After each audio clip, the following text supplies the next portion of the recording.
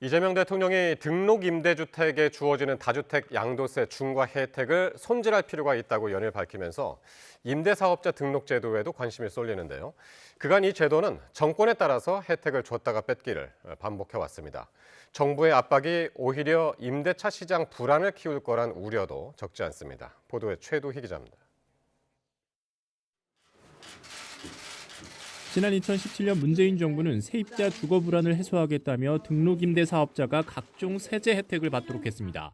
안정적으로 거주할 수 있는 임대주택을 제공하는 집주인에게는 그에 상응하는 혜택을 부여함으로써 하지만 집값 상승 주범이라는 지적에 시행 3년 만인 2020년 아파트와 비아파트 단기임대 유형에 대한 등록임대 사업자 제도를 폐지했습니다.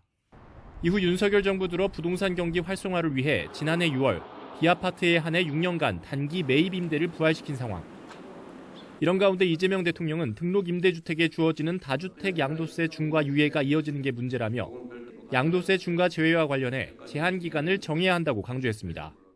제한 기간을 정해야 될 것 같아요. 정하도록 하겠습니다. 적정한 기간을 정하고 그 후에는 일반 주택처럼 똑같죠. 이에 대해 대한주택임대인협회는 매도를 강제하면 저렴한 임대주택이 사라질 수 있다며 신중해야 한다는 입장을 내놨습니다. 장기간 임대료 증액 제한을 받으면서 매도에 제한을 받기 때문에 양도세 중과 배제를 통한 임대 유지 가능성을 부여하는 것은 너무나 당연한 조치입니다. 등록임대주택들의 매도를 강제하는 건 동시에 공공임대와 같이 저렴한 임대주택이 그만큼 사라지는 것이기 때문에 정부가 아파트와 비아파트 시장을 구분해 주거 불안을 최소화할 필요가 있다는 지적도 나옵니다.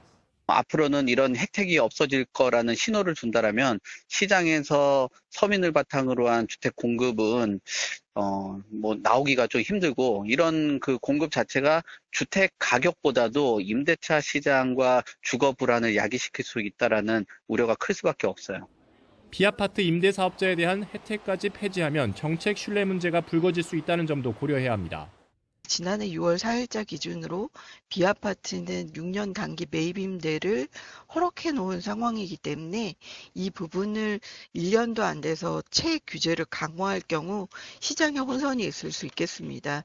따라서 이제 아파트 중심으로 임대사업자의 매물을 내놓을 수 있도록 하는 매입 임대주택 중 아파트가 매물로 나온다고 해도 등록 요건상 구축 아파트가 대부분일 것으로 보여 부동산 시장 안정에 도움이 될지도 미지수입니다.